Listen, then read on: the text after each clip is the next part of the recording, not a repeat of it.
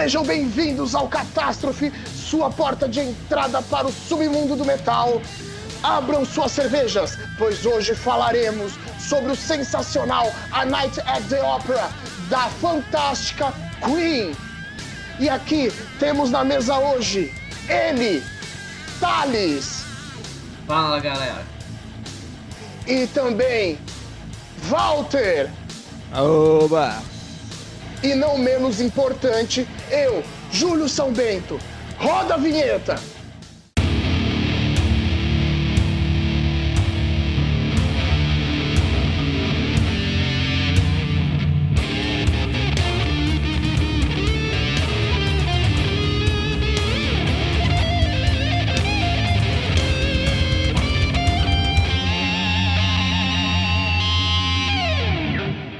Bom, galera, hoje falaremos... Hoje vai ser um programa diferente, né? Não vamos falar de lançamentos, mas a gente vai falar de um álbum clássico que esse mês faz aniversário, né? Sim. Faz? Já fez? Eu não sei se faz ou já fez. É que na Inglaterra ele saiu... Na Europa ele saiu dia 21 de novembro, né? E nos Estados Unidos saiu só no dia 2 de dezembro. Então, esse bimestre de novembro e dezembro é o mês de aniversário do... Dia 21. Fez 43 anos, é isso mesmo? Confirma isso, produção? Isso. 43 anos. Caralho. Clássico. É. Porra. Então, eu acho que o Queen é uma banda que não preciso falar... não preciso falar muito sobre, né? O Queen é uma banda que não precisa falar muito sobre. É uma banda que foi fundada em 70, né? Uma banda de rock. A banda mais ou menos famosa, né? Ninguém conhece. É uma banda que ela mesclou bastante, né? Ela começou com aquele hard rock, já que começou a ser cunhado nos anos 60, com bandas como Cream, The Yardbirds, Led Zeppelin e afins. E depois ela foi ganhando um corpo mais progressivo, já com o advento do rock progressivo do Yes, do Rush, do Genesis, né? E... Mahavishnu Orquestra, tem que falar, senão tá fica triste. Com certeza. E aí já nos anos 80 a banda ela começa a mudar, ela começa a se tornar uma banda bem mais pop, né? Ela começa a ganhar um status diferente, né? E assim, o que eu posso dizer? É uma banda foda pra caralho, né, meu? Simplesmente tinha Roger Taylor na bateria, fazendo vocal também. Tinha o John Deacon no baixo. Tinha um tal de Brian May nas guitarras.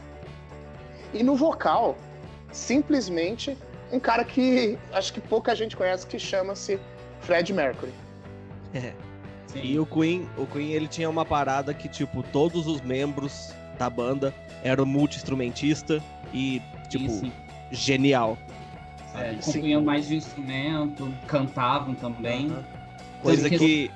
Coisa que hoje em dia, né, não sei se na época era comum, eu acho que nunca foi comum, mas, tipo, porque geralmente na banda de rock os músicos são meio, tipo, bem limitado dentro do mundo do instrumento deles ali, né? O guitarrista só compõe riff, o baixista só compõe o baixo, o batera só compõe a bateria e o vocal só canta. Eu acho que eram poucas bandas que faziam isso. Por exemplo, a gente tem exemplos do Led Zeppelin, né? Que todo mundo fazia muita coisa, todos geniais. Tinha os Beatles, né? Porque a gente não pode deixar de... Tirando o Ringo Starr, os Beatles, todos os caras eram multi-instrumentistas. Pink Floyd assim também, era assim. Sobre ser multi-instrumentista, uma coisa legal é o seguinte, por exemplo, a música You're My Best Friend foi uma música escrita pelo John Deacon tocando piano, né? Tipo, claro, quem gravou o piano foi Freddie Mercury, mas ele estudando piano, ele compôs essa música. Além disso, o Freddie Mercury, o Brian May e o Roger Taylor, os três cantavam. Então, às vezes, a gente ouve aqueles arranjos de voz que o Queen tem, que, tipo, uma das coisas que sempre chama atenção é os coros, né? A harmonização de vozes que eles fazem. E a gente acha que às vezes que é o Freddie Mercury cantando, mas na verdade são os três. Então, sim, só aí você já vê que os caras não tocavam só o próprio instrumento, né? Eles também harmonizavam o vocal, tocavam piano. Uhum. O legal é que, tipo assim, a abordagem deles pra escrever e executar esse álbum foi uma abordagem meio que, tipo, quase de um compositor de ópera, né? Tipo, Sim. Eles fizeram um trabalho de músicos, produtores e arranjo também, né? Tipo, um álbum que trabalha muito em arranjo, trabalha muito, né? Cada música. Eles fizeram uma composição tradicional mesmo, né? Clássica tradicional, assim, tipo de fazer peças musicais ao invés de simplesmente tocar um riff na sala de ensaio até ele virar uma música, entendeu? Sim. Tanto que esse disco, ele tem uns... Por exemplo, a The Prophet Song tem uma parte no meio que ela é cheia de coisas diferentes, tem arranjo de cânone. Aham. Enfim, e o próprio maior clássico do disco, né? O Bohemian Rhapsody. Sim. O que eu acho muito legal nesse disco também é o seguinte, dá pra gente notar, se você acaba conhecendo um pouquinho mais cada músico, você consegue notar quando tem a mão de cada um, né? O disco ele não se prende só a essa coisa de ser mais, vamos dizer assim, erudito, né? Ele brinca bastante com o erudito, brinca bastante com o hard rock dos anos 70, né? Que ele é um disco, não me fale, a gente comentou agora há pouco, ele é de 75, né? Isso mesmo, Sim. 75. Ele é um disco de 75. Então, ele trabalhou bem aquele auge do hard tradicional, aquele hard feito por bandas como eu citei anteriormente, Uriah Heep, Led Zeppelin, o Rush, que é mais progressivo, etc. Ele tem bastante isso. E ele é um disco que ele trabalha muito bem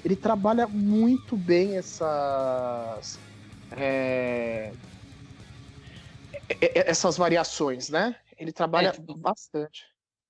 Tem vários estilos misturados, né? Na verdade, isso já é uma característica dos discos anteriores, né? Mas eu acho que, não sei, parece que nesse disco tomou mais forma, assim, eu tenho essa sensação ouvindo os discos deles. Ouvindo na ordem, né? Parece que esse disco ele toma mais forma, principalmente a parte mais erudita, mais complexa e tal, mais orquestrada. Eles passaram a usar com muito mais frequência influências de fora da órbita do rock ali, né? Por causa que ainda quando um artista, por exemplo, pegava o rock e misturava com por exemplo, folk, você pode falar assim que ele não tá indo muito longe, por causa que o rock veio do folk, né? O folk teve como é que fala? Parte da raiz, né? Uma raiz da formação do rock, né? Mesma coisa quando usavam, por exemplo, o blues, né? O blues basicamente é a base do rock, né? O primeiro passo do... Sim. Agora, aqui o Queen, ele foi buscar a influência mais longe, né? Igual outras bandas que a gente já tinha citado, né? Ele foi no erudito, ele foi um pouco no jazz, ele foi um pouco naquele ragtime, né? Os pianinhos felizes lá e rápido Sim. Parece... aquela coisa. Sim. E eles também pegaram muito ópera também. Sim, eles pegaram muita influência de teatro musical também. Né? Coisa que o Alice Cooper fez muito na década de 70 também, de pegar influência, por exemplo, da Broadway. De musicais da Broadway, assim, na questão, principalmente nas músicas mais operáticas do álbum, né?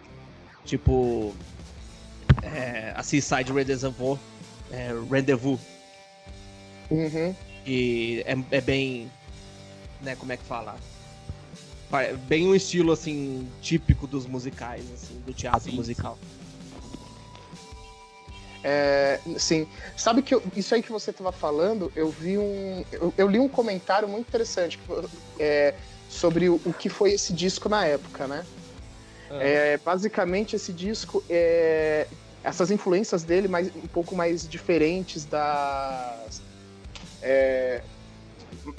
que busca mais essa coisa no erudito, e no jazz, etc. Ele seria como você pegar o Led Zeppelin 4, né? E ele é tipo é como se fosse o Yin Yang. Ele é o oposto do Led Zeppelin 4. Enquanto o Led Zeppelin 4 ele é mais fechado, mais... fechado assim no sentido mais escuro, a Night at the Opera, ele é um disco mais aberto, né? Ele é um disco pra cima, mais... Sim, mais alegre. Alto astral, assim. Isso. Ele é aquele que joga energia, ó, lá em cima. Ele... pra colocar ele no... Como é que fala? No contexto da época, né? Bem na metade da década de 70, se a gente for comparar com outro artista que usava muito questão de teatro musical na música também, que é o Alice Cooper, né? Ele foi lançado no mesmo ano que o Welcome to My Nightmare, do Alice Cooper. Também. Sim. E tipo assim, mas o Welcome to My Nightmare, você vê isso nele também, ele é bem teatral, só que ele ainda assim é muito mais fechado dentro do rock do que é esse álbum do Queen, né? O Queen, ele tinha um som, igual o São Bento acabou de falar, era muito mais expansivo, né? Ele é muito mais longe, assim, do que... Sim. Do que é até álbuns. difícil você rotular o álbum, né? Tipo, é erudito com prog, com pop, com ópera, com metal, com hard rock, sei lá. É bem difícil até ter. Sim, até porque, tipo, The Prophet Song é super pesada, né? Ela é bem... Sim. E ela, ao mesmo tempo, é bem teatral também. Uhum. Sim. Esse disco, a gente vê muita variação. Falar em referências... Oi? Então, eu tava dizendo assim, só para contextualizar isso daí, se a gente pega, por exemplo, cada lado do disco, ele faz essa brincadeira, né? Você tem, por exemplo, no primeiro lado, a Death on Two Legs, que é uma música que eu acho que é uma música bem hard, bem aquela coisa bem mais tava rolando na época. Aí depois passa pra 39, que é uma música mais folk, né? A introdução da primeira faixa é quase Black Sabbath, né? Tem aquele riffzão bem tenebroso, assim, na introdução dela. Então, o Queen, apesar de, assim, dos principais hits ter o lado pop, ele tem muita coisa pesada, assim, muita coisa que remete ao heavy metal mesmo, né? Então, mas, assim, uma coisa uma impressão que eu tive ouvindo o disco é que, tipo, a referência que mais me salta, assim, é os Beatles. Que, tipo, os Beatles também era uma banda que mesclava muitos estilos e tal. Às vezes, acho que o lado pop também parece ter muito a ver com os Beatles, sabe? Várias vezes, quando eu tava ouvindo o disco, eu falava, nossa, isso daí lembra Beatles. Na época, também parece que o pessoal associava o Queen com uma mistura, tipo, Yes com Led Zeppelin, sabe? Tipo, é o progressivo do Yes e o hardzão do Led. Eu acho que essa semelhança do Queen com todas essas bandas aí citadas vem mais do fato de, tipo, a banda ser uma proposta semelhante, né? A dos Beatles, a do Led Zeppelin, Yes e tudo mais. Porque, tipo, todas essas bandas foram, né, um aglutinado de um grupo de músico absurdamente bom, né? Um grupo de artistas extremamente talentoso e com uma proposta simples de fazer música boa. Não são uns caras que juntaram e falaram assim, vamos fazer rock, ou vamos fazer hard, vamos fazer blues. É uns caras que juntaram e falaram assim, vamos fazer umas músicas foda, entendeu? Vamos fazer o que a gente gosta. Vamos compor aquilo lá que a gente acha que é o de melhor na música. E eu acho que essa que é a semelhança, é o que faz o Queen soar semelhante, a vontade de fazer música boa, assim, não é a vontade de fazer um rótulo específico, é a vontade de fazer música boa. Então, uma coisa engraçada também é o seguinte, segundo o Brian May, ele até falou isso numa entrevista mais, tipo, já mais velho, foi mais ou menos assim. O começo, ele classificaria, assim, o Queen mais como uma banda de prog, né? Aí aos poucos foi ficando mais, tipo, música mais de rádio. E aí no A Night at the Opera, eles voltaram já mais naquele lance do prog. Tipo, assim, o disco ele tem hits, ele tem músicas que, assim, como é que eu posso dizer? Tipo, músicas que tocaram na rádio, mas que não são aquele estereótipo de música de rádio, entende? Tipo, é uma coisa, é um feito bem legal, assim, o cara... Eles voltam, assim, pro lado mais experimental, mais complexo, tipo... É até engraçado você pensar nesse lado do Queen, porque se você for comparar com outras bandas do rock, assim, que tiveram esse... Né, que tiveram uns hits absurdamente famosos, igual o Queen teve, né, se for comparar, por exemplo, com Aerosmith, Guns N' Roses, Red Hot Chili Peppers, essas coisas, as músicas experimentais desses grupos aí, ele não virava hit, né? E o Queen, o maior hit desse álbum é uma das músicas mais experimental dele, que é o Bohemian Rhapsody. Sim. É um negócio completamente diferente, né? Tipo, hoje em dia essa música não viraria hit nem ferrando. Nunca que uma música desse jeito viraria. Que é o seguinte, essa foi uma música que, tipo, rendeu muita grana pra banda, né? Tanto que o Brian May fala o seguinte, como ele... Antes do A Night at the Opera, o Queen já tinha sucesso comercial, mas, tipo, a banda tava falida, sabe? Tipo, contrato mal assinado, sabe? Assina uns contratos lá que beneficia a gravadora, mas não beneficia a banda. Aí, o que aconteceu? Os caras tava tendo sucesso comercial e tal, mas não virava nada. O A Night at the Opera foi o momento assim, tipo... Se esse disco não render dinheiro, a banda acaba, entendeu? Aí, o que aconteceu? O disco rendeu muito dinheiro pra banda. Provavelmente a banda teria acabado se isso não tivesse acontecido, porque antes disso, os caras, tipo, já vendia bem, já tinha hit, e... Então, tipo, eles sabiam, sabe? A gente já fez hit, então beleza, a gente pode fazer de novo. Mas assim, se não virasse, aí a banda poderia acabar por problema financeiro, entendeu?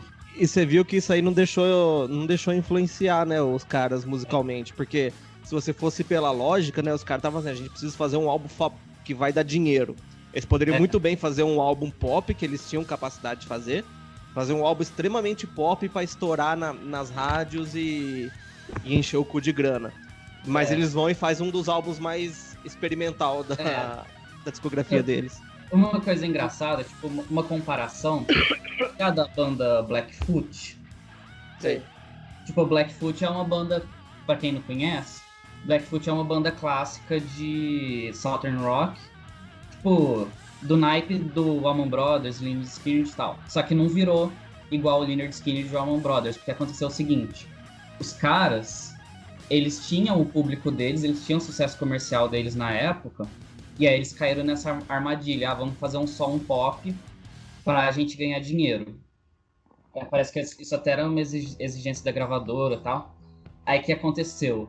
Aí foi um tiro no pé, tipo, a banda jogou fora o estilo deles, e aí e jogou fora o sucesso comercial que eles estavam tendo. Pô, claro, tem outros casos, né? Tipo, Red Hot Chili Peppers, Aerosmith, já acho que são exemplos de bandas que tinham um lado que eu acho bem mais legal, que era lá mais no começo e tal. E aí foram para um lado mais comercial e aí virou, né? Mas enfim, um desses dois casos é o caso do Queen, né? Tipo, eles tiraram o sucesso comercial, tipo, saíram da falência com um puta de um disco criativo, né?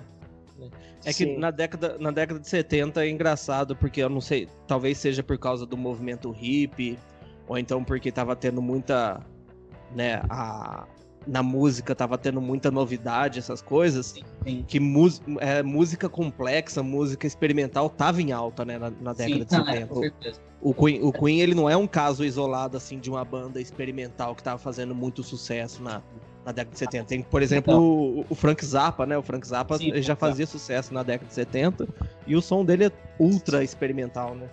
Não, tanto que, assim, nos anos 70, às vezes, sei lá, você assiste um show, pega uma banda de música instrumental dos anos 70.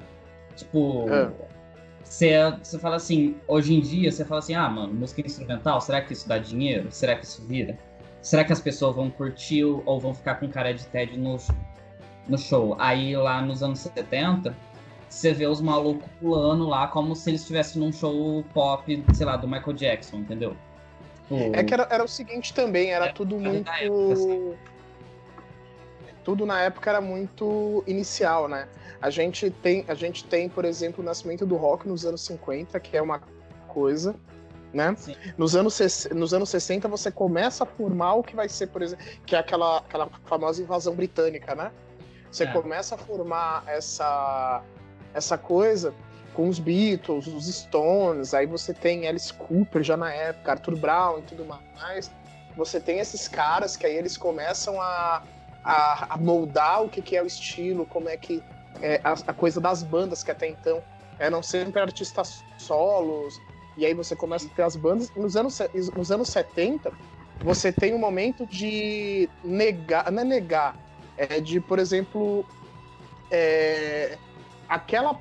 aquilo tudo que vem, você começa a deixar eles começam a deixar para trás e eles querem fazer agora o som que para eles dá vontade.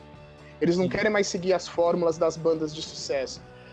Porque se a gente for ver, por exemplo, o nascimento dessas bandas como Queen, né? Bandas como o Deep Purple, como o Led Zeppelin, o Black Sabbath e afins, que são bandas contemporâneas do mesmo estilo musical, porque por mais que as pessoas rotulem, mas todas elas têm o mesmo princípio musical.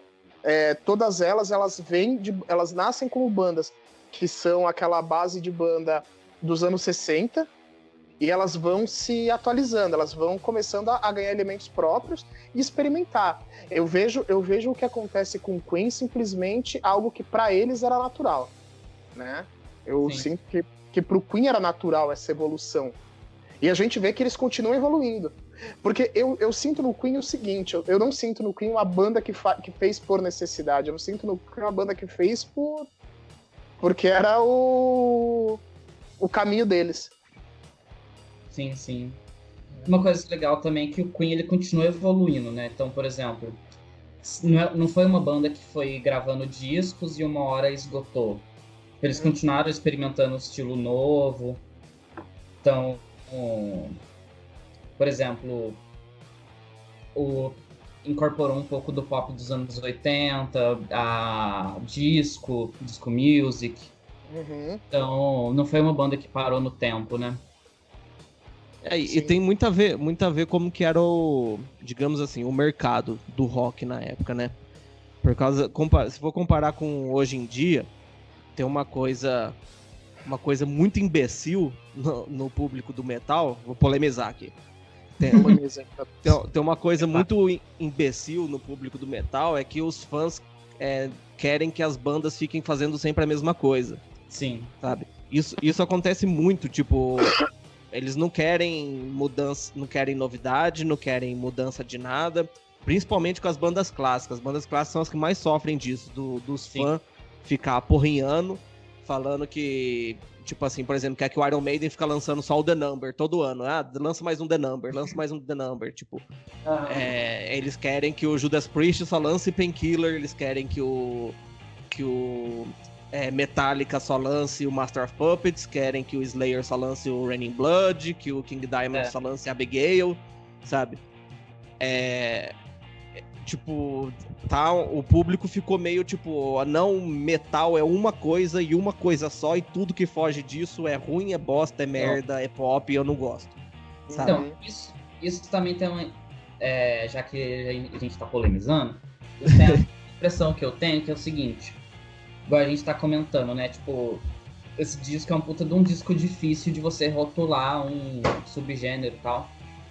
Aí a impressão que eu tenho é que é o seguinte, até por volta dos anos 70, o rock não era um mundo à parte. Tipo, o rock era um estilo de música que convivia com os outros. Aí parece que a partir dos anos 80, e hoje em dia ainda mais, o rock é um mundo à parte.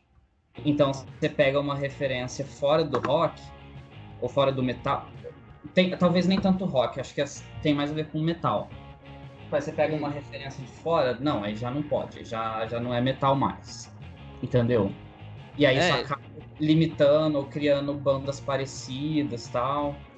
Aí acho que essa coisa de, por exemplo, você ouve o Queen ou Led Zeppelin, sabe? Aí tem, sei lá, essas bandas da época, aí tem funk no meio, tem reggae, tem blues, sabe? Tem samba. Oi? Por exemplo, Led Zeppelin tem samba. Sério? Uma coisa incrível. Sério. Isso eu nunca vi. O disco In Through All the Door, é que agora eu não lembro exatamente o nome da música. Eu acho que é Full in the Rain. Tem um momento que é um samba. Da hora. Não, isso daí eu não conheço, não.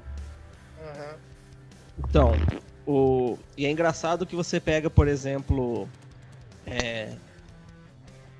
se a gente for pegar o Judas Priest de exemplo, que eu falei que os fãs querem que ele fica lançando só álbum no estilo do Painkiller, né? E aí eles falam que não é igual o Painkiller, eles estão vendidos quando não lança álbum igual o Painkiller. Sim. E ignoram o fato de que o Painkiller foi um hit gigante do Judas Priest. É um álbum que, se você for parar pra pensar na banda, a banda já tinha 21 anos de existência. Sim. O Judas Priest, quando o Painkiller foi lançado. Então, tipo assim, ele marcou... o material anterior, né? O Painkiller, ele é bom do jeito que ele é, por causa que ele marcou uma mudança de som. Sim. Do Judas Priest.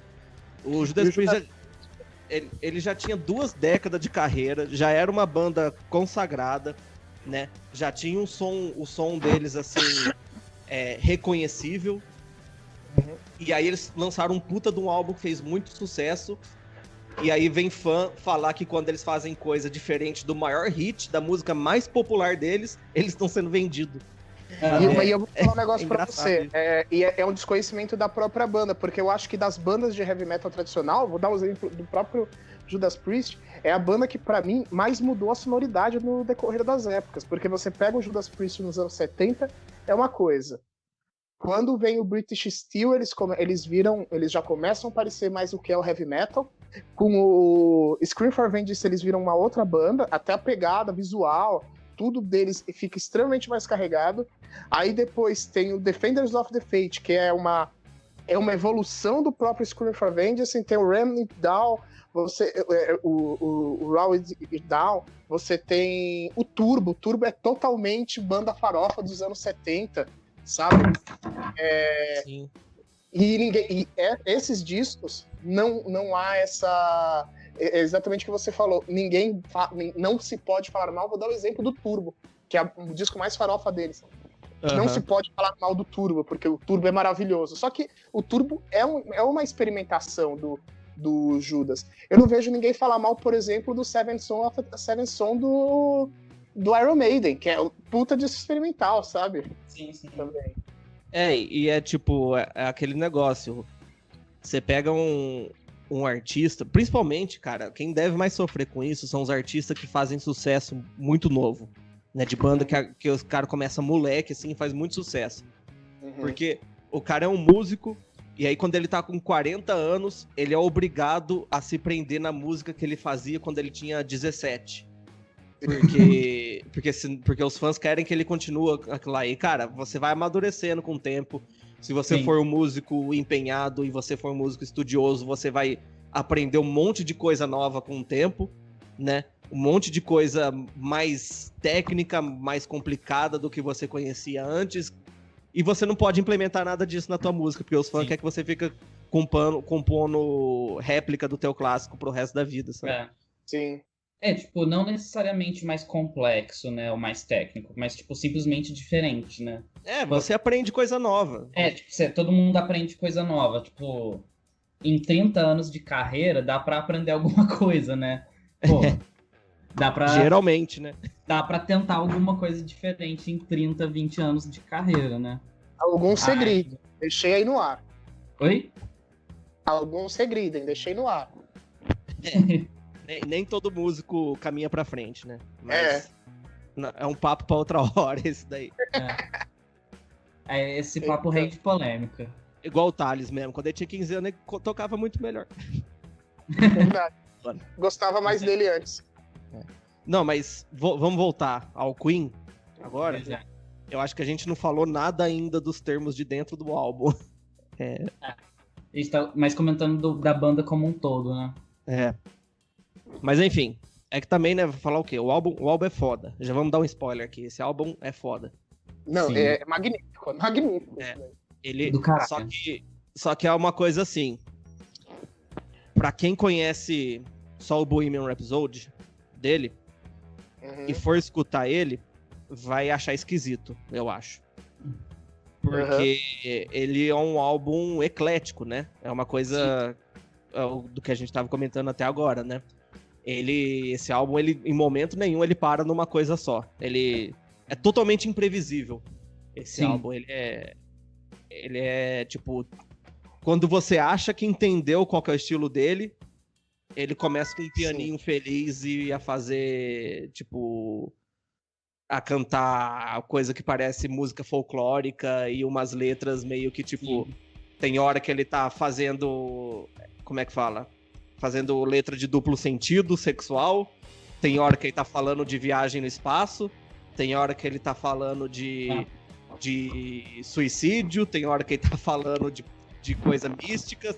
Tipo, em todos os sentidos, o álbum ele não para. Em momento nenhum. É um álbum que...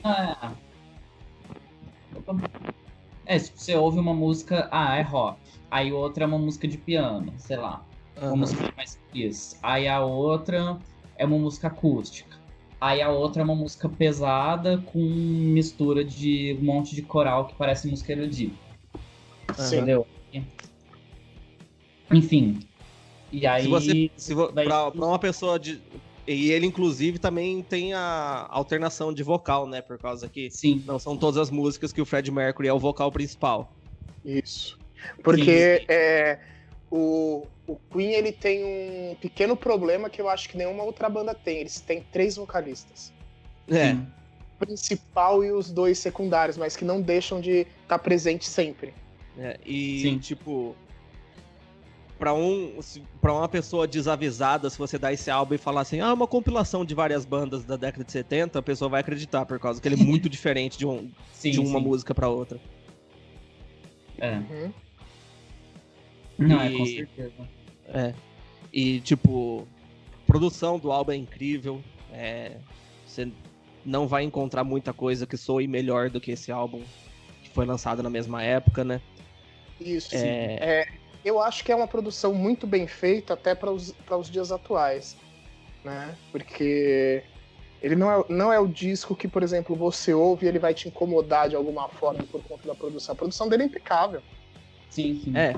Ele não tem um... É datado, mas... ele é datado no sentido de... Ele é datado no sentido de você ouvir e ele ter aquela sonoridade clássica de produção analógica, né? Exato. Então, mas, tipo... a gente já falou anteriormente que tem banda que gosta de usar, que usa de forma extremamente inteligente uma produção analógica que fica muito bacana hoje em dia. E tipo, é aquele álbum que você escuta e fala, isso é igual muita coisa da década de 70.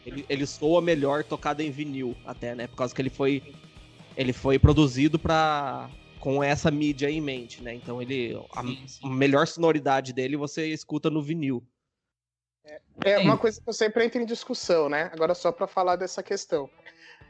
Muita gente fala assim, mas o vinil é uma mídia que você não tem a mesma qualidade, porque o CD ele tem uma qualidade muito melhor e tal. Realmente, tecnicamente, a qualidade do de um disco em CD é melhor do que a do vinil. Só que é aquela coisa, nem tudo foi produzido para ser ouvido no CD. A maioria das coisas dessa época, a maioria não, todas as coisas dessa época foram planejadas para serem ouvidas ou em fita ou em vinil. E não existe coisa melhor do que você ouvir na mídia original. Sim, por causa que é o que eles tinham em mente, né? Os caras, tipo, é a mídia que existia na época, então a produção era criada em volta dela, né? Tipo assim, não só do vinil, mas pros sistemas de som da época. Então, tipo... Exato. Você tem um sistema igual. Ele é feito com aquilo... Ninguém faz um álbum pensando, cara, que mídia que eles vão estar usando daqui 30 anos? A gente precisa fazer um álbum que vai soar bem daqui 30 anos, sabe? Quer dizer, igual com certeza. Com certeza deve ter algum louco que faz isso, né? Mas não é a norma. Frank Zappa devia fazer isso. Frank Zappa já pensava em download, viu? Só pra... Uma coisa da hora também sobre a produção é que você vê que os caras devem ter ficado, sei lá, experimentando muita coisa na produção, porque não é comum em banda de rock, de metal, fazer todos aqueles arranjos de vozes que os caras faziam, sabe? Ou, tipo, por exemplo, o Brian May, os caras chamam ele de um orquestrador de guitarras, né? Porque tipo, ele ficava gravando guitarra em cima de guitarra e experimentando um monte de coisa. Então, assim, eu não tenho certeza, mas me parece que não deve ter sido uma produção assim comum pra época, né? Tipo, parece ter muita experimentação aí no meio. Sim. Ele foi, tipo, um álbum que ele deu muita grandiosidade pra música, né? E ele mudou a música pra sempre, por causa que desse álbum, desse momento pra frente, começou muita coisa que o Queen fez pela primeira vez na história do rock virou, tipo assim, norma no rock, né? Tipo assim, coral. Agora quase toda banda de rock mais pesada, assim, que tem um vocal melódico, usa bastante coral, bastante harmonização, né? E isso é coisa, tipo, não dizendo que só o Queen usava, mas a maneira como é usado hoje em dia é como o Queen fez nesse álbum. É como você falou, era feito, mas não dessa forma. Era feito de uma forma muito diferente e muito mais, vamos dizer assim, crua, né? A do Queen é um negócio mais elaborado, mas... Eu acho que é o lance da influência do erudito, né? Tipo, não é uma mera, como é que fala? Uma mera sobreposição de terças, né? Igual qualquer tipo, arranjo de segunda voz. O cara compunha um arranjo de vozes com, tipo, 30 vozes lá gravadas, entendeu? Eu tava até vendo aqui, eles faziam a divisão assim, o Brian May cantava grave, o Freddie Mercury cantava no médio e o Roger Taylor cantava o agudo, quando eles faziam os corais. Então, tipo, não é uma mera sobreposição de vozes, entendeu? E você vê também que tem muito... Não é aquela... Como que eu posso explicar? O padrão de segunda voz, de arranjo de vozes em música em geral, é aquela coisa assim, tipo, duas vozes ou em uníssono ou dobrando uma com a outra. Aqui você tem, tipo, arranjo de vozes mesmo, às vezes voz independente, ou umas sobreposição louca. The Prophet Song, por exemplo, é um cânone, que é um rolê já mais diferente, que não é comum no rock e tal. Sim. E a produção do álbum, ela também é versátil, né? Por causa que, tipo, ela é constante, né? Ela não tem uma sonoridade... A sonoridade do álbum, ela não muda de música pra música. E ela funciona tanto pros momentos mais pesados, quanto pros momentos um pouquinho mais pop, quanto pros momentos, como é que fala? Experimental, né? Porque você pega... Sim. Você pega, por exemplo, bandas que não costumam ser pesada, quando eles fazem uma música pesada, ela não fica com a sonoridade pesada por causa da produção, porque eles não usam uma produção que soa bem com músicas mais pesadas. Sim. E não é o caso aqui. O caso aqui é a produção que eles usaram funcionaram muito bem para todos os momentos do álbum. Sim, com certeza. Verdade. Bom, diga. Não, pode falar. Não, eu ia só perguntar pra vocês qual é o destaque. Era isso que eu ia perguntar também. Ah, é? Eu ia falar a música favorita. Bohemian Rhapsody, com certeza, o destaque. Mas eu também daria destaque pra Prophet Song. Tipo, ela não é tão conhecida como a Bohemian Rhapsody, mas eu achei tão foda quanto, sabe? Achei ela muito foda. Eu acho que a Prophet Song, ela ainda é, tipo... Pra quem curte música mais pesada, ela vai acertar mais do que a Bohemian Rhapsody, por causa que ela tem... Ela é muito mais pesada, muito mais severa, né? Tipo assim, o tom da música é mais severo, assim. E ela é bem mais... Tudo bem que Bohemian Rhapsody é bem dark também, principalmente se você considerar a letra. Sim. Mas ela tem uma letra mais dark, mais mística, né? A letra do Prophet Song. Uma coisa que eu acho curioso nesse disco é o seguinte, falando de destaque, é que as músicas que fizeram mais sucesso desse disco estão no lado B.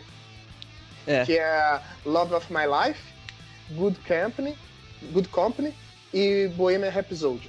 São as 3 músicas assim que mesmo antes de conhecer assim, mais Queen e tal, eram sempre as que eu já tinha ouvido. Eu acho que Bohemian Rhapsody a gente não tem que tirar fora quando for falar de destaque, porque a gente sabe o que é a música, né? Falar o quê? Vai falar o quê de Bohemian Rhapsody? Que, tipo assim, uma das músicas mais geniais que já foram compostas dentro do rock.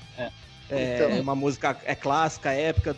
Porra, todo mundo que escuta rock já ouviu o Bohemian Rhapsody. Tipo, elogiar mais ainda ela seria chupar pau gozado, entendeu? Sim.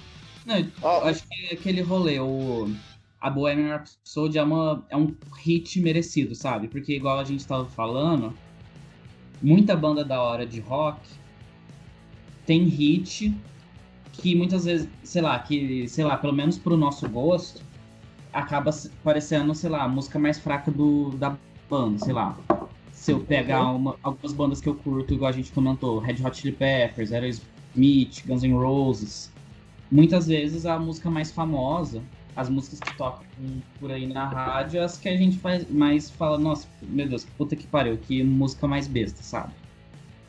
Às vezes, aí os caras têm um monte de música não tão conhecida quanto, que é um repertório muito mais criativo, com muito mais identidade. É aquela coisa, né? É uma música honesta. Tipo, se esse álbum deixou os caras do Queen rico, eles mereceram cada centavo que eles ganharam, porque é muito bem feito o álbum. Agora eu vou falar, pra mim,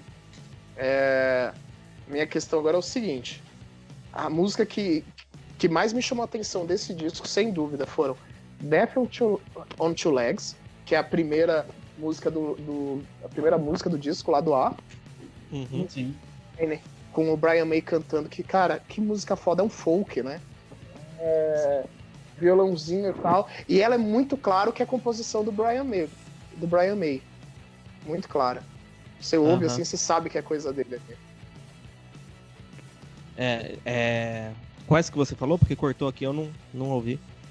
Eu falei a Death on Two Legs, que é a primeira do lado A, e a 39, que também é do lado A. Que é o folkzinho.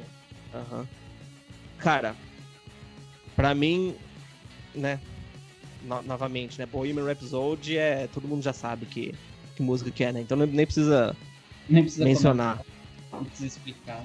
Cara, eu vou na mesma que vocês. Prophet Song, eu já conhecia ela. Eu não conhecia esse álbum inteiro antes de ouvir pra fazer o programa aqui, mas a Prophet Song eu conhecia ela.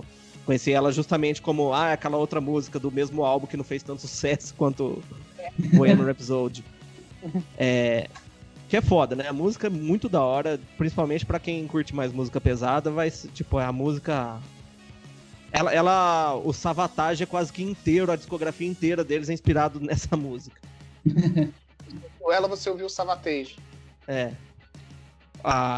E Death on Two Legs também, principalmente por causa daquela introdução foda pra caralho, né? A 39, que é o folk. Cara, esse álbum é sensacional. Sensacional. Mas eu tenho... Eu tenho... não é bem uma reclamação ou uma crítica, assim. Uma coisa que pra mim, em momentos, talvez seja por causa da época que a gente vive e a música que a gente tá acostumado a consumir. Mas teve alguns momentos que pra mim o álbum parecia meio eclético demais, assim, tipo... Sabe? Isso eu não achei, não. Isso eu, Quase... na verdade...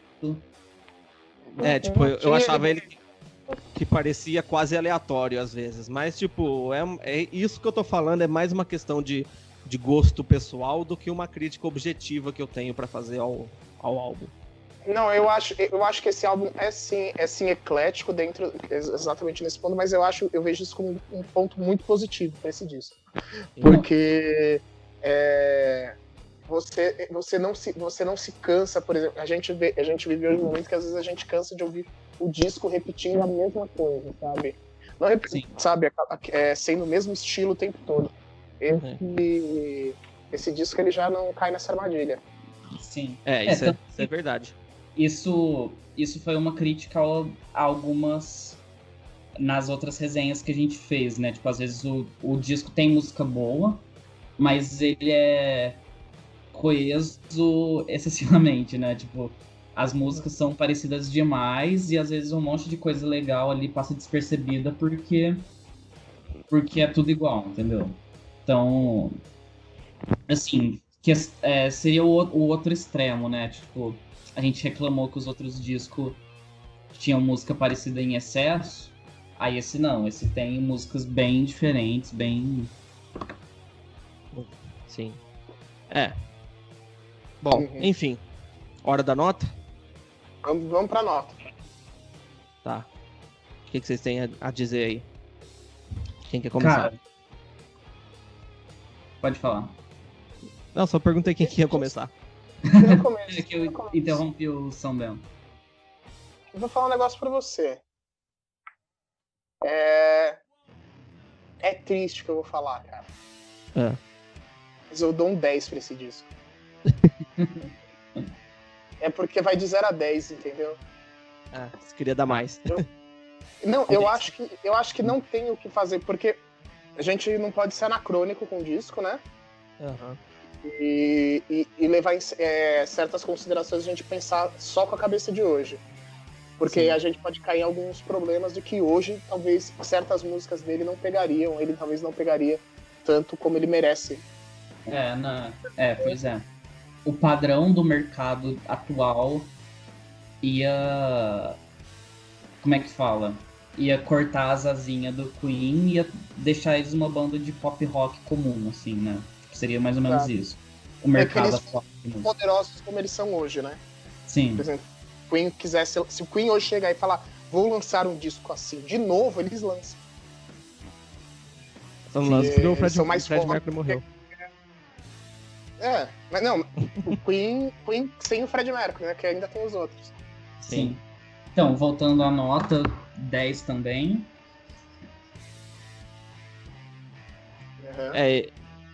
Mais alguma coisa pra falar? Cara, falta você dar a tua nota. Não. Ó, por mais que eu fiz uma pequena reclamação aqui, não tem como em sã consciência não dar um 10 pra esse álbum, porque que defeito que você vai apontar no álbum? O álbum tem uma produção foda, feito por músicos foda, é um álbum honesto, que não segue nenhuma tendência de mercado,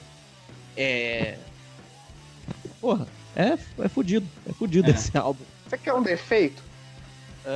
A capa. Defeito é que o álbum acaba.